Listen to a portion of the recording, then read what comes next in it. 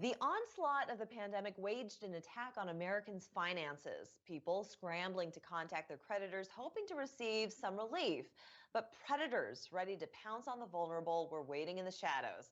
Joining us with more on how to avoid credit repair scams is Howard Dvorkin, chairman of Debt.com. Good to see you again. Great to see you.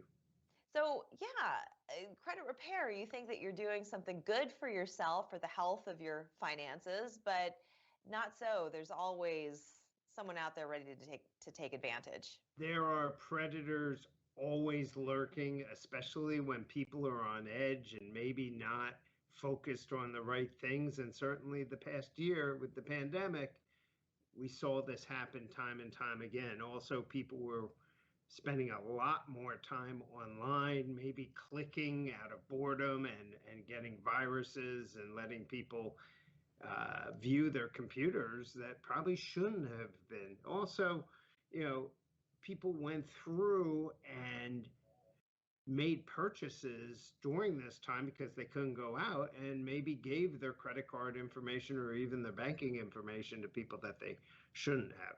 The reality is the credit card repair or restoration business for its entire history has been riddled with fraudulent activities. A lot of people promising everything under the sun. Yeah. I'll clean up your credit. It'll take 30 days, and they just don't deliver. In fact, Congress turned around and put some safeguards in there, and the Federal Trade Commission also created, it was basically, CROA is the technical term of it, and it protects consumers from getting charged up front for things that were promised to them by unscrupulous people.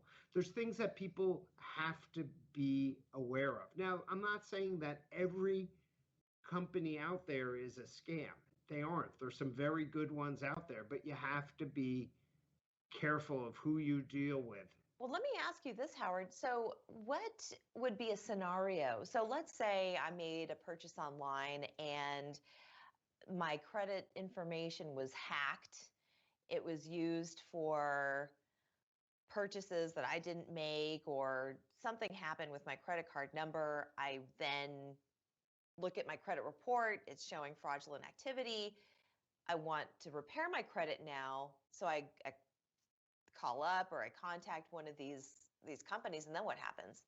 Well, nefarious companies, I should say. You have to be careful. They're going to try to sell you something. They're going to try to charge you upfront money, which the CROA Act does not allow them to charge money until they actually do something. There are safeguards in the federal law that allows the consumer to do all this themselves. At the same time, they are able to change their own oil, but they might screw something up with that also. So Sure. People can do this themselves and not pay an outside service. But if you're going to go down that path, be careful. Check the BBB, the Better Business Bureau. Make sure that these companies are not charging you upfront fees. Go through and make sure that some of these claims just can be that are unfounded, can be justified. But what happens though? So you pay, let's say, an upfront fee. They take your money and run? They take your money and run and don't do a heck of a lot. They make promises. Maybe they'll do some of the activities, but repairing your credit, whether you pay somebody or not, takes time and it takes patience. If somebody says they're going to repair your credit in 30 days, they're lying to you. It takes 6 months minimum, because of the way the law is written. It allows the credit bureaus, and the three major ones, time in order to respond to the consumer's inquiry. And that's 30 days at a time.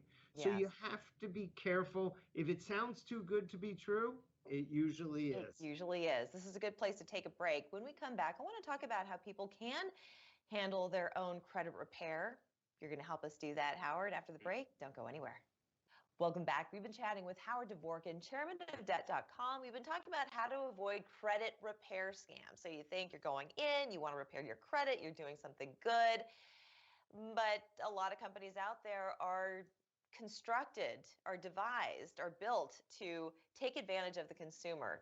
Like you said, to charge upfront fees and then not do really much of anything to help you get to where you need to be.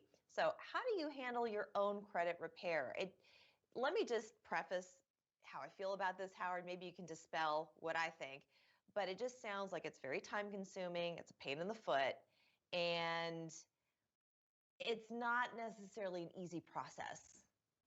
It's actually pretty easy, but it does take time, and it takes something that a lot of people don't have is repetitive actions, meaning you have to pull your credit report. The federal law allows the consumer the ability to pull their credit report by going to annualcreditreport.com and pulling it for free from all three of the bureaus. Now, because of the pandemic, they increased the amount of time, and with all the fraud that has taken place, that people can pull their credit report once a week, which is tremendous, for Wow. free. Um, but I think there's a lot better things people can do than sit there and study their credit report. Seems a little obsessive, but who knows?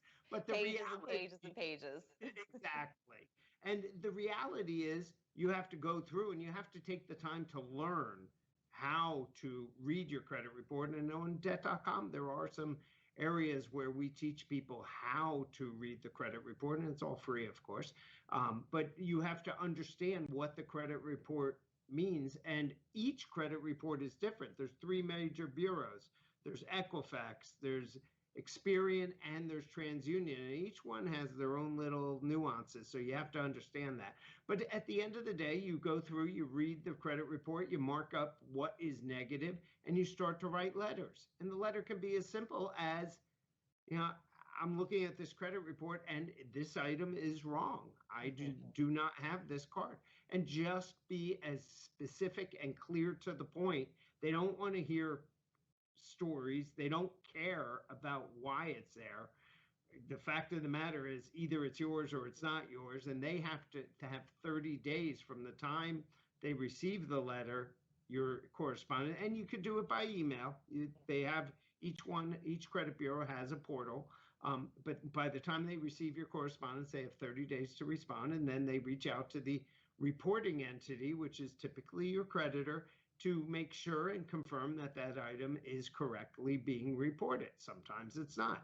The fact of the matter is there's a tremendous amount of errors on the credit reports, and they need to be looked at least once a year to make sure that credit reports are being are accurate. But the reality, when we go through and you write back that letter and you get a response back, they may say it's correct. Well, don't give up. Keep doing it. Keep sending that letter.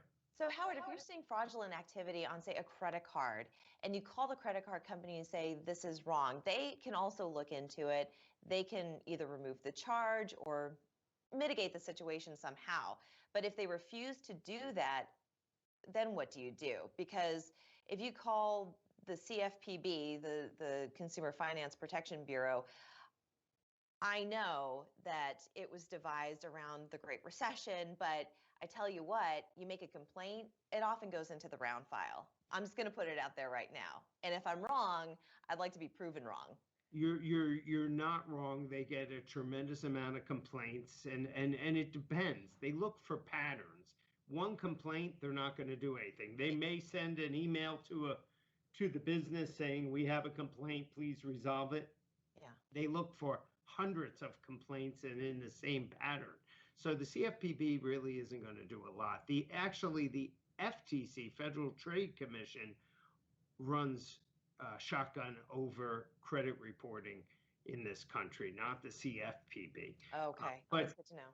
But the fact of the matter is that credit repair companies do a good job doing this, some, but you have to, whether you're doing it yourself or you're hiring somebody, they have to follow through and they have to keep pushing it until you get the desired result. Because one letter doesn't mean that you give up, meaning it may take you 3-4 times trying to push the same, trying to push your case until Sure. you get what you need done. And in the final 15 seconds that we have here, so basically the reason why you want to do this is you do not want to have anything negative on your credit report, especially if you're not responsible for it, because that will impede your ability to get loans, buy a new car, do all kinds of things Even that get a rely on job and insurance, because they check credit reports these days, and it could prohibit you from getting that great job you wanted or an insurance policy. You got to take care of it. There's laws out there that are for the consumers, very good laws, and they need to go to annualcreditreport.com and check their reports as at least once a year. We are going to end on that note. Howard, I want to thank you so much. Wonderful advice yet again. Thanks so much. We're back after this.